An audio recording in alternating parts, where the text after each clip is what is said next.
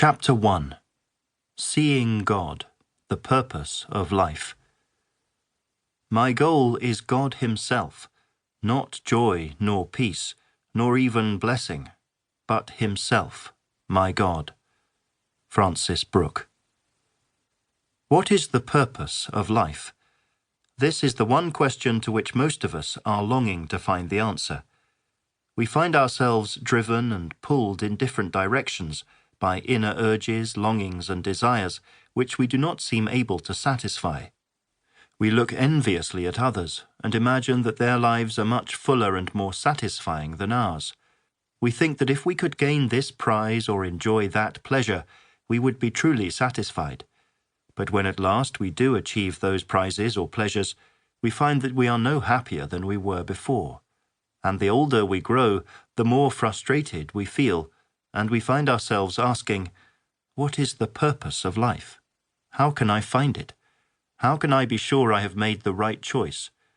These are questions to which many a professing Christian yet needs to find the answer, as well as the man who has no knowledge of God. However, when we turn to the Bible, we find a clear and simple answer to this fundamental question. It plainly states that there is but one purpose for mankind, and that purpose is the same whatever our sex, our age, our nationality, or our status in society.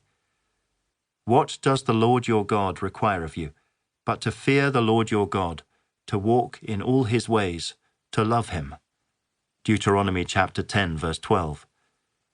He has told you, O man, what is good. And what does the Lord require of you, but to walk humbly with your God? Micah chapter 6, verse 8. And you shall love the Lord your God with all your heart, and with all your soul, and with all your mind, and with all your strength. Mark chapter 12, verse 30. It appears, therefore, that the Bible answer to the question, what is the purpose of life, is to know and to love and to walk with God. That is, to see God. Indeed, men in former times came to speak of the end of life as being the vision of God.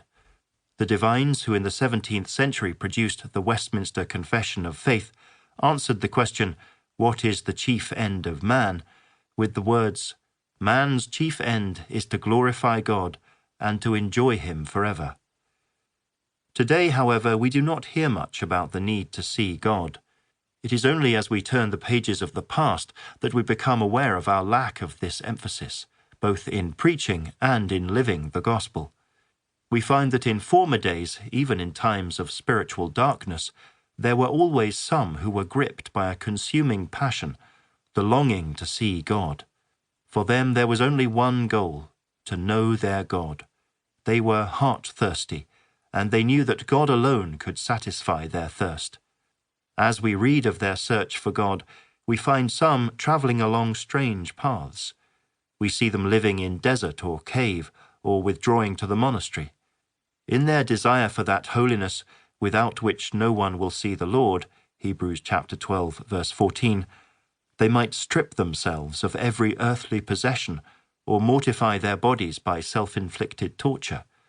They were sometimes fanatical, sometimes morbidly introspective. We look back on some of them now as poor, misguided souls who were in bondage to legalism and asceticism.